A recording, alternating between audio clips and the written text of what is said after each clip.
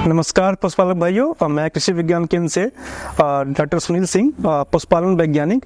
आज हम इस विषय पर चर्चा करेंगे जिसमें कि पशुओं में बार बार एआई करने के बाद भी पशु फेल हो जाता है, वो गर्भ नहीं धारण करता है और इस वजह से पशु में बहुत लंबे समय तक बार बार हीटिंग होती रहती है और पशु गर्भ में धारण नहीं करता है।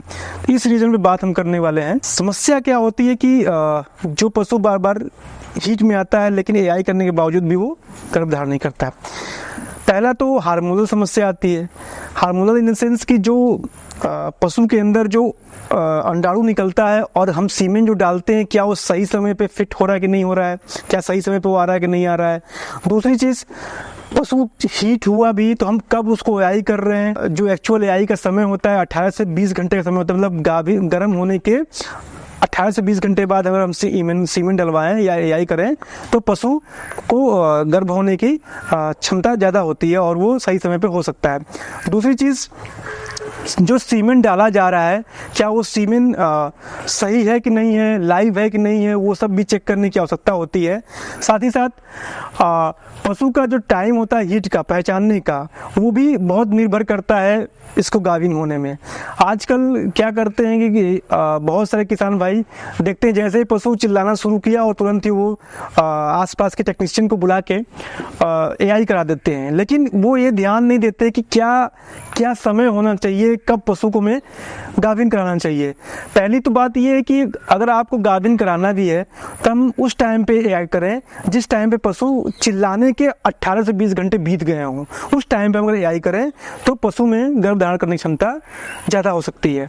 दूसरी चीज़, अगर उस दौरान भी अगर पशु नहीं गाभिन हो पाता है इतने टाइम करने के बाद भी, तो हम डबल एआई का भी प्रयोग कर सकते हैं। डबल एआई का मतलब क्या होता है कि पहली जो एआई करनी होती है 18 से 20 घंटे पे करते हैं, जो दूसरी एआई होती है वो 36वें घंटे पे करते हैं। जिससे क्या होता है कि कुछ जो नस्ल हैं गायों की, क्रॉस ब्रीड कह लीजिए और या फिर जो एक्सोटिक ब्रीड है, बाहर की विदेशी ब्रीड है, उनमें जो गर्म होने की क्षमता है वो ज़्यादा टाइम तक होती है, इसलिए उसका अंडाणु ज़्यादा टाइम बाद आता है। तो हम 36 घंटे पे एआई करने के लिए इसलिए कह रहे हैं कि जब हम अगर 18 घंटे पे नहीं जो होता है तो वो 36वें घंटे पे करने से आराम से एआई हो सकती है उसकी। दूसरी बात, अगर इस के बाद भी अगर पशु गर्म होने के बाद हीट में नहीं आ रहा है, हीट हो जा रहा है और एआई करने के बाद भी गर्भ धारण नहीं कर पा रहा है, तो हम कुछ दवाओं का प्रयोग करते हैं। जैसे हार्मोनल कुछ दवाएं आती हैं, प्रोजेस्टेरॉन का प्रयोग करते हैं, जिसकी वजह से जो उसका जो फीटस के लिए जो हार्मोन चाहिए वो अवेलेबल हो जाए और जो एनवायरनमेंट चाहिए उसको वो अवेलेबल हो जाए।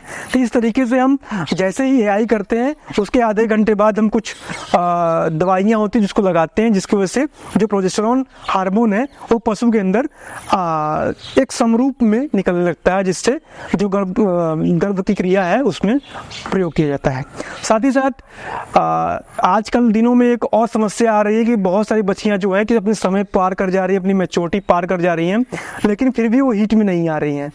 इसका रीज़न ये है कि बहुत सारा न्यूट्रिएंट जो है, जो कह लीजिए जिंक है, आयोडीन है, सेलेनियम है, जो सूक्ष्म तत्व हैं, उन पशु में उसकी कमी हो गई, जिसकी वजह से उसका गर्भ का जो विकास है वो पूर्णतः नहीं हो पाता है और इस कारण से वो दोबारा हीट में नहीं आती है। तो इसके लिए एक मुख्य इलाज ये है कि हम जब भी पशु को चारा पानी खिलाएं तो उसमें मिनरल को जरूर ऐड कर लें। साथ में मिनरल जो खनिज लवण पैकेट में मिलते हैं, 50 ग्राम की संस्तुति है कि हम 50 ग्राम डेली कम से कम उस पशु को दें, ताकि उसको जो भी मिनरल्स की आवश्यकता हो वो कम से कम उनकी बॉडी में आए और उसके गर्भ को पूर्णतः विकास करके और हीट में लाने का काम कर सके।